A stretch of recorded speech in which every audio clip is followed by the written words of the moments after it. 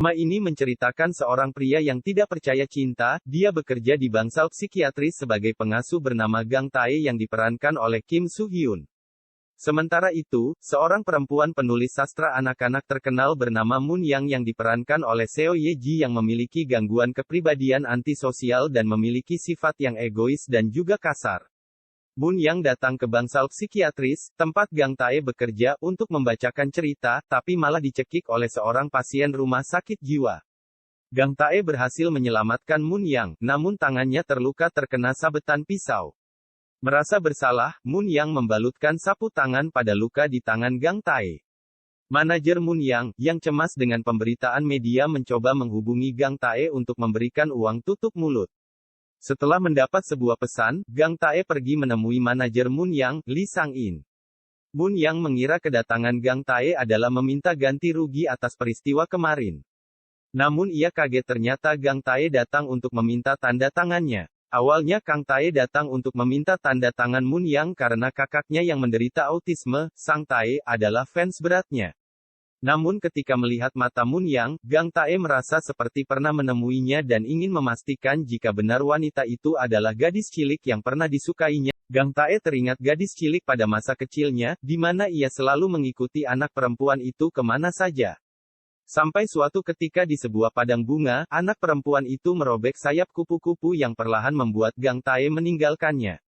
Saat peluncuran bukunya, Moon Yang mengalami histeria di tengah kerumunan namun berhasil ditenangkan oleh Gang Tae.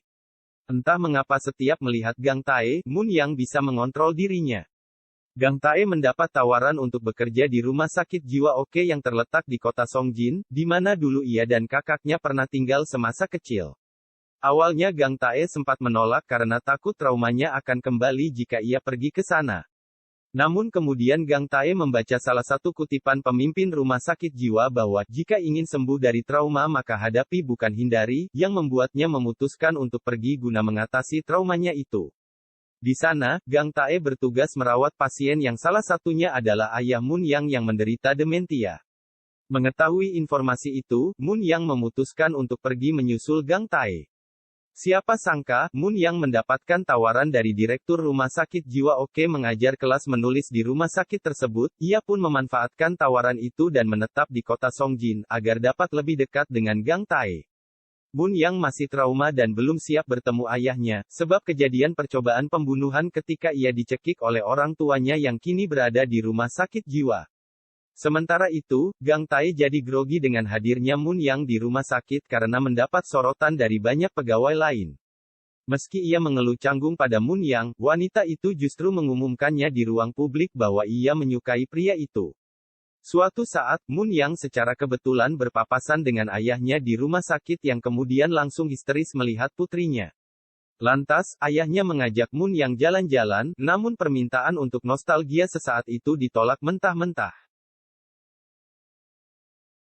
Moon Yang memutuskan untuk menemui ayahnya yang berada di kursi roda ditemani beberapa perawat. Namun saat mendekatinya, sang ayah tiba-tiba mencekik Moon Yang hingga ia terjatuh.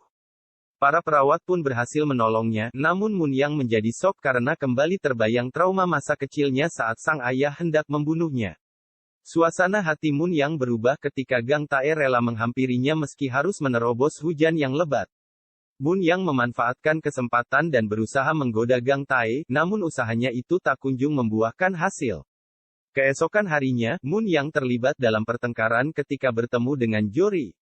Gang Tae datang melerai dan memarahi Moon Yang, membuat sang Tae kasihan dan menyusulnya ke kastil. Gang Tae datang ke kastil untuk mengajak kakaknya pulang. Sang Tae tertidur pulas setelah minum. Dia mengajak untuk pulang dan pergi dari kastil tersebut. Namun ajakan itu ditolaknya, yang membuat Gang Tae geram dan merobek kontrak kerja sang Tae sebagai ilustrator buku Moon Yang. Keesokan harinya, Jori menemui Gang Tae di kamarnya tanpa kehadiran sang Tae. Jori berhasil menasehati Gang Tae untuk mendukung karir serta tidak menghalangi cita-citanya kakaknya. Dia kemudian mengemasi barang-barangnya dan menyusul sang Tae ke kastil. Moon Yang datang bersama sang Tae dan Gang Tae ke rumah sakit untuk mengajar sastra. Tiba-tiba Moon Yang bertemu salah satu pasien yang mengaku sebagai ibunya. Moon Yang hampir percaya bahwa ibunya kembali, tapi ternyata pasien ini bukan ibunya. Sang pasien hanya mengalami delusi dan menganggap Moon Yang putrinya yang meninggal. Kejadian ini cukup mengguncang mental Moon Yang hingga membuat moodnya kacau sepanjang hari. Malam hari, saat semua orang di kastil sedang terlelap, terdengar erangan dari kamar Moon Yang. Gang Tae terbangun dan menghampiri Moon Yang sedang ketakutan dan menjerit karena mimpi buruk. Pelukan Gang Tae akhirnya bisa menenangkan Moon Yang. Moon Young lalu bercerita, ibunya selalu muncul dalam mimpi buruknya. Gang Tae memberi Moon Yang boneka kecil yang berfungsi menangkal mimpi buruk. Moon Yang pun senang mendapat boneka ini. Gang Tae memotong rambut Moon Yang ketika Moon Yang berkaca, ia senang dan tambah senang ketika Gang Tae berkata ia cantik.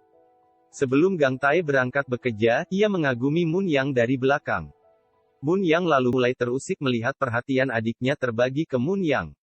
Gang Tae juga membela saat Moon Yang dipukul oleh suami salah satu pasien rumah sakit jiwa. Akibat perilakunya, Gang Tae diskors dan tidak mendapat gaji sementara waktu. Bukannya sedih atau menyesal, Gang Tae justru sangat gembira.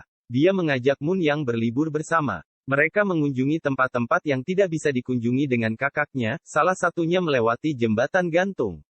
Gang Tae begitu menikmati liburannya bersama Moon Yang hingga tak sadar mengabaikan kakaknya.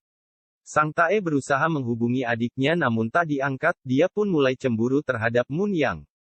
Sementara itu, Gang Tae juga berusaha mencari tahu tentang ibu Moon Yang. Dia menduga ibu Moon Yang mungkin saja masih hidup dan hanya menghilang. Dikarenakan insiden sebelumnya, Sang Tae diberi obat Okeran mengatakan dia adalah penggemar ibunya. Moon Yang sendiri tampak tidak senang karena Okeran menyentuh barang-barang miliknya di rumah tersebut. Bahkan, keduanya berebut sebuah benda yang membuat telapak tangan Moon Yang terluka dan mengeluarkan darah. Tak lama kemudian, Gang Tae datang dan langsung memeluk Moon Yang. Ternyata, Okeran telah meninggalkan rumah Moon Yang. Gang Tae pun langsung mengejarnya, ia kehilangan Okeran. Saat itu, Gang Tae langsung kembali ke rumah Moon Yang. Bahkan, ia menemani Moon Yang di rumahnya sampai pagi. Dengan ini, keduanya pun memutuskan untuk berbaikan dan kembali bersama. Keesokan harinya, Gang Tae menceritakan bahwa saudaranya, Sang Tae memiliki sebuah trauma tentang kematian ibu mereka 20 tahun lalu. Yang mana, saat itu Sang Tae adalah saksi tunggal saat ibu mereka dibunuh. Kepada polisi, Sang Tae mengatakan ibunya dibunuh oleh kupu-kupu. Bahkan, hingga sekarang, Sang Tae masih sering bermimpi buruk tentang kejadian itu. Itulah mengapa, setiap musim semi, mereka berdua selalu berpindah dari satu daerah ke daerah lain demi menghindari kupu-kupu yang ada di mimpi Sang Tae. Gang Tae juga mengatakan, ia adalah satu-satunya keluarga Sang Tae, dan ia tak bisa meninggalkannya. Oleh karena itu, kali ini Moon Yang berusaha mendekati Sang Tae untuk mengambil hatinya. Moon Yang berharap Sang Tae akan menerima dirinya sebagai anggota baru. Menggunakan caranya sendiri, Moon Yang tampak ingin meminta restu dari Sang Tae agar membiarkan Gang Tae bahagia bersamanya. Bahkan, Gang Tae mencoba memaksa Sang Tae untuk menghadapi traumanya. Tak hanya itu, Gang Tae memaksa Sang Tae bersikap dewasa seperti usianya. Dalam usahanya tersebut, Gang Tae dan Sang Tae akhirnya bertengkar. Hingga suatu malam, Sang Tae terbangun karena mendengar Gang Tae mengigau dalam tidurnya. Saat itu, sambil memperhatikan ekspresi Gang Tae, Sang Tae menyadari adiknya itu sedang bahagia. Sehingga akhirnya, Gang Tae pun memutuskan menerima kehadiran Moon Yang di antara mereka. Bahkan, tak lama setelah itu, Gang Tae dan Sang Tae kembali ke rumah Moon Yang. Gang Tae bangun dan menyadari Sang Tae dan Moon Yang sedang sarapan. Mereka berdua membicarakan proyek baru dan tidak memberikan perhatian terhadap Gang Tae yang diam-diam meninggalkan mereka. Jaesu berusaha membuat Moon Yang terlihat gila. Moon Yang, ibu. Direktur rumah sakit memberitahu Sang Tae bahwa dia harus berhenti untuk kabur dari kupu-kupu. Sang Tae menyatakan dia takut terhadap mereka, deal yang sama seperti yang dijelaskan oleh Sang Tae. Gang Tae yang marah meninju dinding berulang kali. Mereka melakukan potret keluarga bersama dan Gang Tae berteriak kepadanya meminta Moon Yang untuk pergi. Moon Yang pulang dan bertanya-tanya mengapa Gang Tae kesal kepadanya. Gang Tae mengatakan terhadap direktur rumah sakit bahwa dia yakini yang dimaksud kupu-kupu itu adalah ibu Moon yang telah membunuh ibunya. Dalam suasana hati yang masih campur aduk akhirnya Gang Tae bersedia melakukan potret keluarga. Dan mereka pun berfoto bersama. Gang Tae menyatakan ia sudah lelah melindungi orang lain. Gang Tae ingin berhenti menganggap melindungi orang lain sebagai suatu pekerjaan. Justru, ia ingin menganggap itu sebagai suatu tujuan hidup. Moon Young termasuk dalam orang-orang yang akan dilindungi Gang Tae. Di rumah, Gang Tae bertanya kepada Moon Young apakah ia mau ikut jika Gang Tae dan Sang Tae harus pindah. Moon Young berkata jika itu gara-gara kupu-kupu, Moon Young berkata akan membunuh kupu-kupu itu.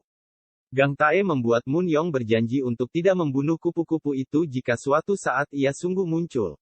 Gang Tae memeluk Moon Young ia bahkan belajar menggambar kupu-kupu. Kesehatan ayah Moon Young menurun hingga harus dipindahkan ke ruang khusus. Gang Tae berkata pada Moon Young kondisi ayahnya memburuk. Ia berkata Moon Young mungkin tak akan bisa melihat ayahnya lagi. Namun, sekali lagi Moon Young ayahnya membunuh ibunya. Moon Young menyaksikan semuanya. Ko Dae Huan membuang istrinya ke danau. Tak lama setelah Dae Huan menceritakan semuanya, Gang Tae datang dan terkejut melihat Sang Tae terkulai pingsan di sofa. Do Hui menceritakan kepada Gang Tae bahwa ia membunuh ibunya karena ibunya tarik rambut Moon Yang dan akan membunuhnya. Sang Tae bangun dan memukul Do Hui dengan keras dan berteriak jangan ganggu adik-adikku. Moon Gang Tae dan Ko Moon Young akhirnya bersama mereka.